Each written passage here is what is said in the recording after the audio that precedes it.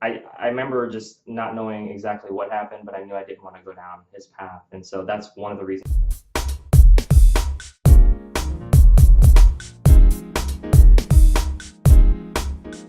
Hey there, this is Lance McGowan and Cariela Santana. That's right. And today we're going to share a little bit about our story, but I wanted to share with you the reason why we're doing this. Number one, we just want to keep it real with y'all and let you know that we're real people, right? We want you to know about our lives and be a part of it as well. And number two, Cariela and I met at a Vegas Young Professional connector event where we met actually Krista Whitley, and we were just learning about being young professionals and how to connect and be connectors or be connected. And since then it's cool. We're millennials, we're doing our thing in life. Millennials, creatives, we just got together and we're like, you're cool, I'm cool, we're making magic.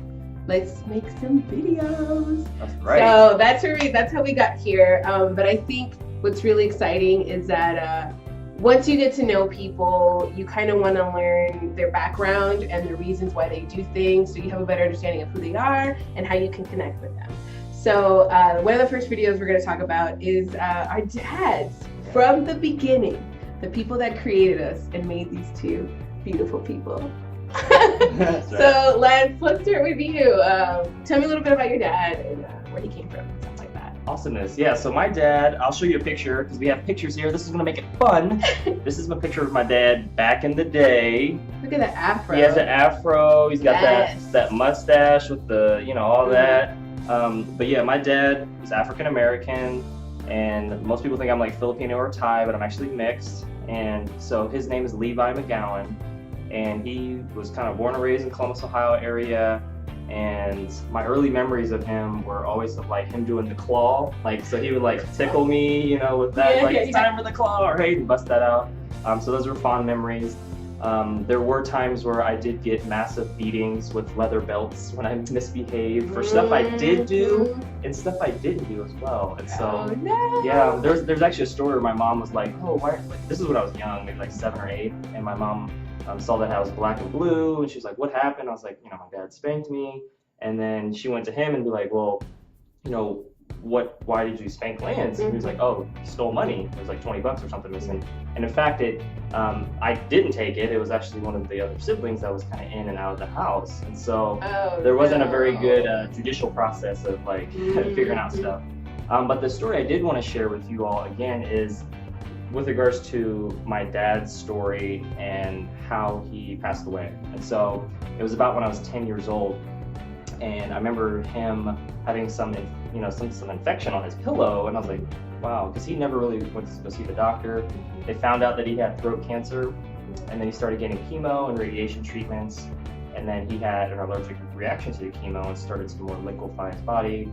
And one of my last memories of my dad was sitting at his bedside in the James Cancer Hospital in Columbus, Ohio, and asking him, hey Dad, are you gonna cut my hair? Because he always used to cut my hair. And he worked for GE making fake diamonds. He was a landlord, he was a carpenter, he was an electrician, he was a plumber. He's a very hands-on type of person, very hardworking. He did drink a lot as well. And so, but basically, I remember asking him, hey Dad, are you gonna cut my hair? And he just turned kind of ever so slightly to me, and a tear just came down his eye, and he couldn't even speak because of the treatments being done. And so that was one of my last memories of my dad, and that really kind of solidified in my mind, wow, I just lost somebody that I love. And it was, the good news is that when I went to his funeral, one of my 5th grade teachers and some of the DARE officers and stuff like that came to the funeral. So I was very, staying drug free.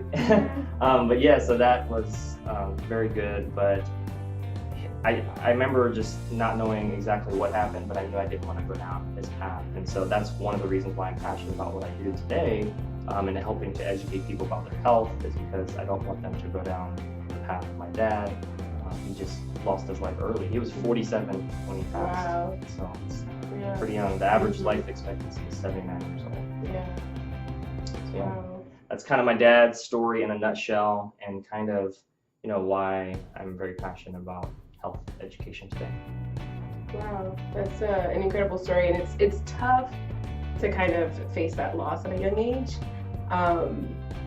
But how blessed were you, you know, to have at least 10 years with the man that you knew as your father and share those moments and the cry. Yeah, the claw. Yep. The claw, right. The cry. Yeah, right. Yeah. Well, thank you so much for sharing the story of your dad. And I think it's important to look at our parents and see how their experiences might have shaped us and how we are today. Definitely. And that concludes this portion. We're going to get to know Cariela though in the next video, so make sure to watch that, and we'll see you in there soon.